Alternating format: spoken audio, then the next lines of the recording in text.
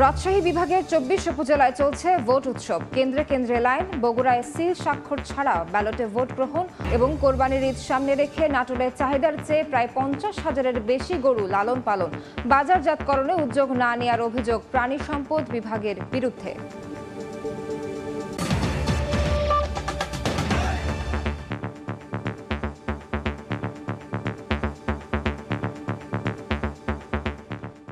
আমন্ত্রণ সময় সংবাদের নিয়মিত আয়োজন বিভাগীয় সময়। থাকছি সপ্তাহের ৭ দিন ভিন্ন ভিন্ন বিভাগের সংবাদ নিয়ে।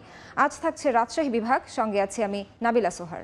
দু একটি বিচ্ছিন্ন ঘটনা বাদে ব্যাপক উৎসাহ উদ্দীপনার মধ্য দিয়ে প্রথম ধাপে রাজশাহী বিভাগের ২৪ উপজেলায় একযোগে ভোট গ্রহণ চলছে। সকাল ৮টা থেকে শুরু হওয়া এ ভোট চলবে বিকেল ৪টা পর্যন্ত। কেন্দ্রে কেন্দ্রে ভোটারদের দীর্ঘ লাইন দেখা গেছে। এদিকে নির্বাচন সুষ্ঠু করতে কমিশন ও প্রশাসনের পক্ষ থেকে নিরাপত্তা ব্যবস্থা জোরদার করা হয়েছে।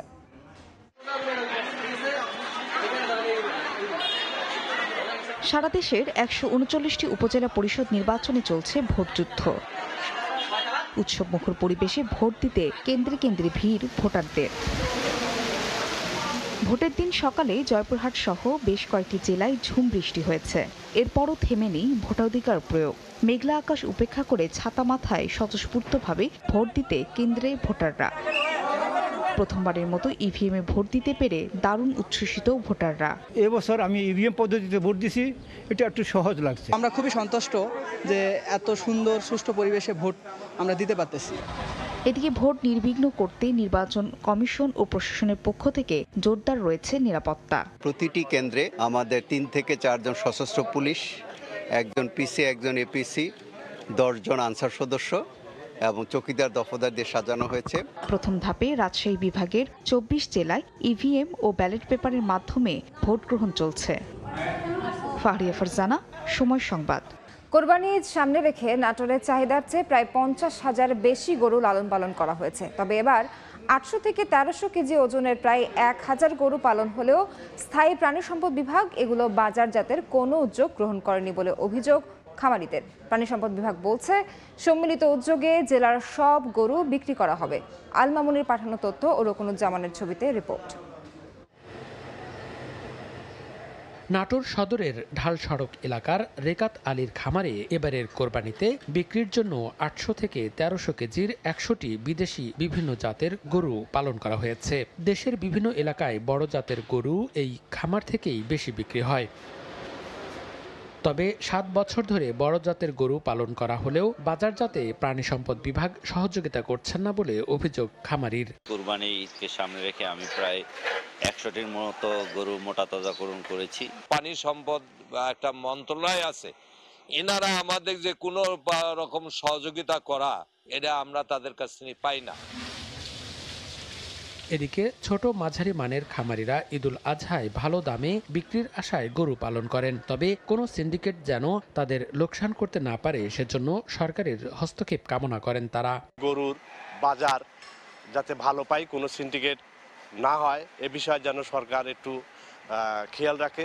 কোরবানিতে জেলায় প্রায় ৭০,০০০ গরুর চাহিদা থাকলেও চলতি বছর লালন পালন করা হয়েছে ১,২১,৮৪৬টি। এর মধ্যে ৮০০ থেকে ১৩০০ কেজির প্রায় ১,০০০। খামারি ও প্রাণী সম্পদ বিভাগের যৌথ উদ্যোগে পালন করা সব গরু বিক্রি হবে বলে জানান এই কর্মকর্তা।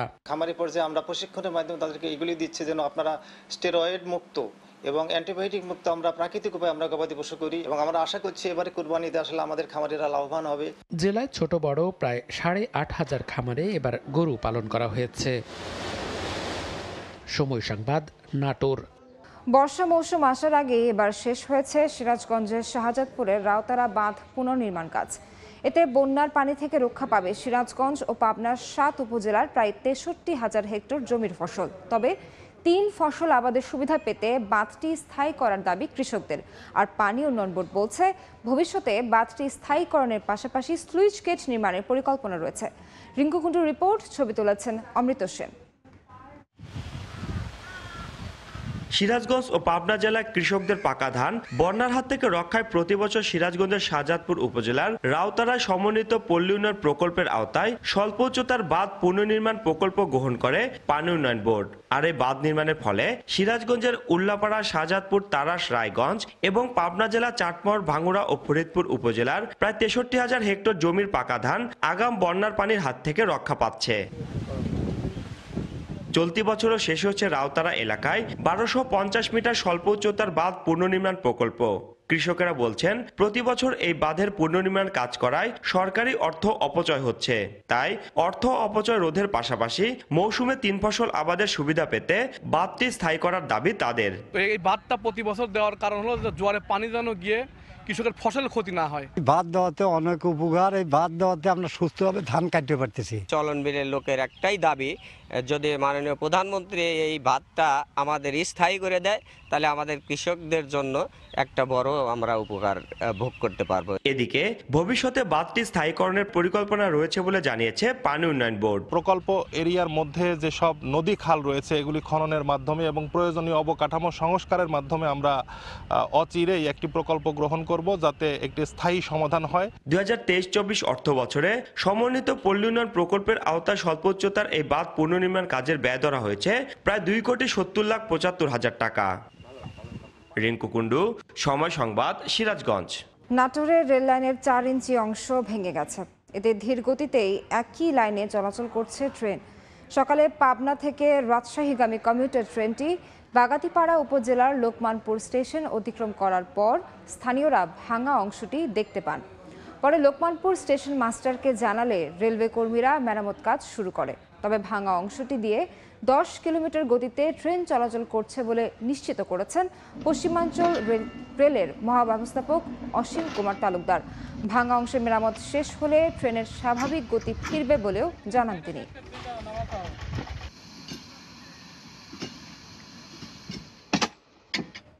প্রকৃতিতে মানব জীবনের সন্ধান করে গেছেন রবি ঠাকুর। সাহিত্যের ভাষায় পরিবেশ রক্ষার দাবি তুলেছেন 100 বছর আগে। কবির 163তম জন্মবার্ষিকীতে সিরাজগঞ্জের শাহজাদপুরে 3 দিন ব্যাপী অনুষ্ঠানের আয়োজন করা হয়েছে।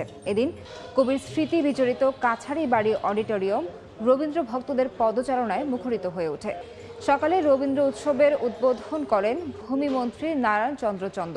এ সময় স্থানীয় সংসদ সদস্য ও প্রশাসনের ঊর্ধ্বতন কর্মকর্তারা উপস্থিত ছিলেন। আয়োজন করা হয় আলোচনা সভা, প্রবন্ধ পাঠ, নাচ, গান, নাটক ও আবৃত্তি।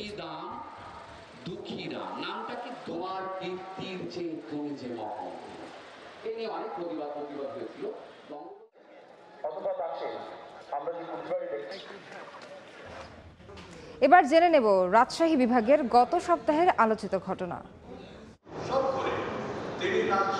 3 ও 4 মে রাজশাহীতে অনুষ্ঠিত হয় আজিজুল হক সাহিত্য উৎসব। এতে বাংলাদেশ ও ভারতের শতাধিক কবি সাহিত্যিক অংশগ্রহণ করেন। অনুষ্ঠানে আজিজুল হককে নিয়ে নির্মিত তথ্যচিত্র প্রদর্শন সহ সঙ্গীত, নৃত্য, ছড়াপাঠ ও আবৃত্তির আয়োজন করা হয়। প্রথম দিনের অনুষ্ঠান রাজশাহী কলেজ মিলনায়তনে ও দ্বিতীয় দিনের আনুষ্ঠানিকতা রাজশাহী বিশ্ববিদ্যালয় হয়। বিভাগীয় সময়ের শীর্ষ সংবাদগুলো জানিয়ে দিচ্ছে আরেকবার।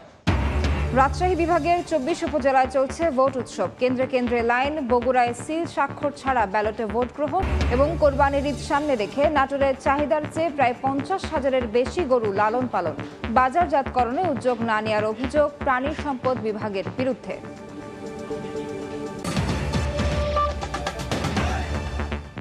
এই ছিল বিভাগীয় সময়। আগামীকাল থাকবো খুলনা বিভাগের আয়োজন নিয়ে। এরপর আন্তর্জাতিক সময়ের সঙ্গে থাকবেন সহকর্মী ইমদাদুল হক। আপনাকে ধন্যবাদ। আন্তর্জাতিক সময় নিয়ে ফিরছি কিছুক্ষণ পর, সঙ্গে থাকুন সময়ের।